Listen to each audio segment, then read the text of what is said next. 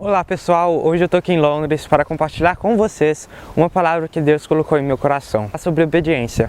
E eu vou usar o exemplo de Pedro. Pedro, ele era um homem, um discípulo, que pensava que ele amava a Deus. Em Mateus 26, dos versículos 31 a 35, Jesus está falando que na noite em que ele foi traído, Pedro ia negar a ele 3 vezes. No versículo 33, Pedro diz: "Ainda que todos te abandonem, eu nunca te abandonarei." E no versículo seguinte, Jesus afirma novamente que Pedro iria realmente negar a Jesus. E Pedro responde: "Mesmo que seja preciso que eu morra contigo, nunca te negarei." Nós sabemos que naquela noite, Pedro realmente traiu Jesus. Isso é usado para mostrar a Pedro o real tamanho do amor que ele tinha por Jesus. Pedro pensava que ele tinha amor o suficiente para morrer por Jesus. Mas nós sabemos que Pedro ainda não estava preparado para isso. João 21, 15 a 17 diz: "Depois de comerem, Jesus perguntou a Simão Pedro: 'Simão, filho de João, você me ama mais do que estes?' Disse ele: 'Sim, Senhor, tu sabes que te amo.' Disse Jesus: 'Cuide dos meus cordeiros.' Novamente Jesus disse: 'Simão, filho de João, você me ama?' Ele respondeu: 'Sim, Senhor, tu sabes que te amo.' Disse Jesus: 'Pastorei as minhas ovelhas.' Pela terceira vez ele lhe disse: 'Simão, filho de João, você me ama?' Pedro ficou magoado por Jesus lhe ter perguntado pela terceira vez: 'Você me ama?' Ele disse: 'Senhor, tu sabes todas as coisas e sabes que eu te amo.' Disse-lhe Jesus: 'Cuide das minhas ovelhas.'" Aqui, nessa palavra, Jesus não precisava de perguntar a Pedro se ele realmente amava Jesus, pois Jesus já havia ressuscitado e agora ele tinha omnisciência. Mas Jesus pergunta isso a Pedro para levar ele a autoavaliar o tamanho do amor que ele tinha por Jesus. Muitas vezes nós podemos enganar a nós mesmos, pois o nosso coração é enganoso. Em Jeremias 17:9 diz: "O coração é mais enganoso do que qualquer outra coisa, e sua doença é incurável. Quem é capaz de compreendê-lo?" A gente claramente vê isso na vida do apóstolo Pedro, pois, como diz antes, Pedro pensou que o amor dele era muito maior do que realmente era. Pedro tinha sido enganado pelo seu próprio coração. E por que Jesus perguntou isso a Pedro? Por que Jesus perguntou se Pedro realmente amava Jesus? Jesus, como eu já disse antes, perguntou isso para levar Pedro a autoavaliar. O amor precisa de autoavaliação para nós não sermos enganados pelo nosso próprio coração. Outra coisa aqui que eu vejo e é demonstrada nesse versículo é que o amor pode crescer. O nosso amor por Jesus pode realmente crescer. Em grego, nesse versículo, são usadas 2 palavras como amor. Uma é filéu.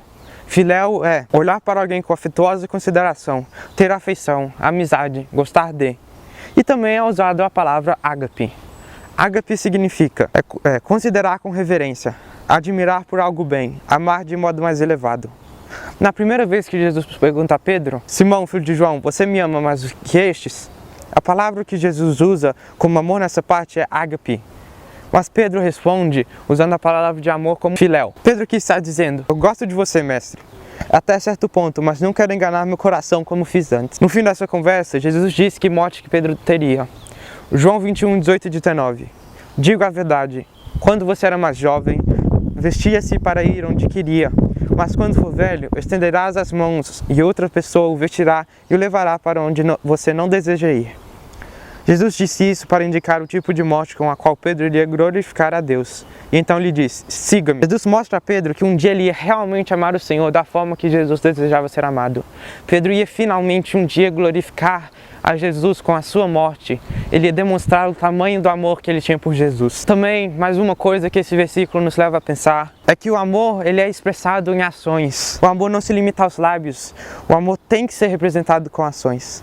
Marcos 7:7 diz: "Ele respondeu: Bem profetizou Isaías cerca de vocês, hipócritas, como está escrito: Este povo me honra com o lábio, mas o seu coração está longe de mim.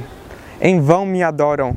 Seus ensinamentos não passam de regras ensinadas por homens." Vemos aqui que os fariseus só honravam Jesus na hora de falar, honravam a Deus na hora de falar.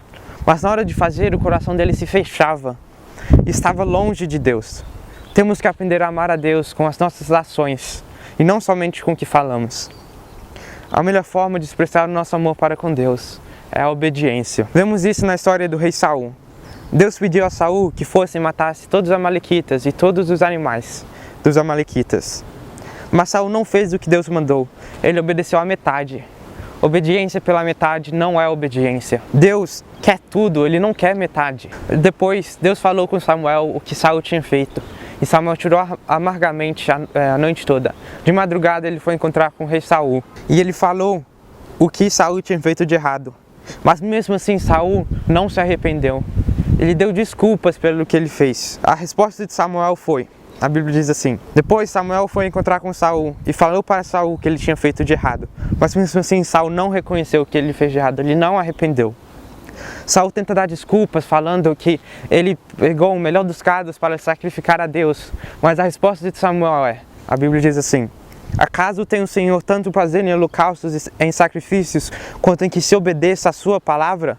A obediência é melhor do que o sacrifício, e a submissão é melhor do que a gordura de carneiros. Pois a rebeldia é como o pecado de feitiçaria, a arrogância é como o mal da idolatria.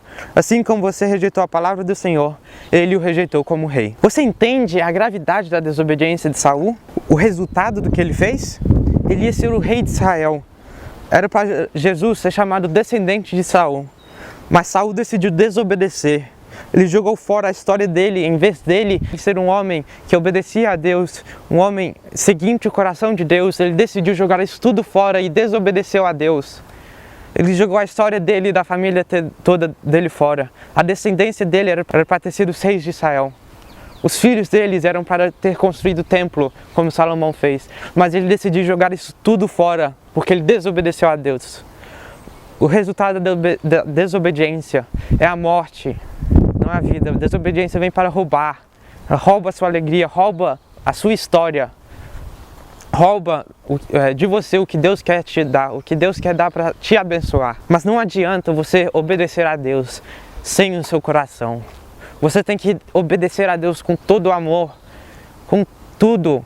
Não adianta você fazer por meio. O seu coração tem que estar diretamente ligado àquilo que você está fazendo para obedecer a Deus.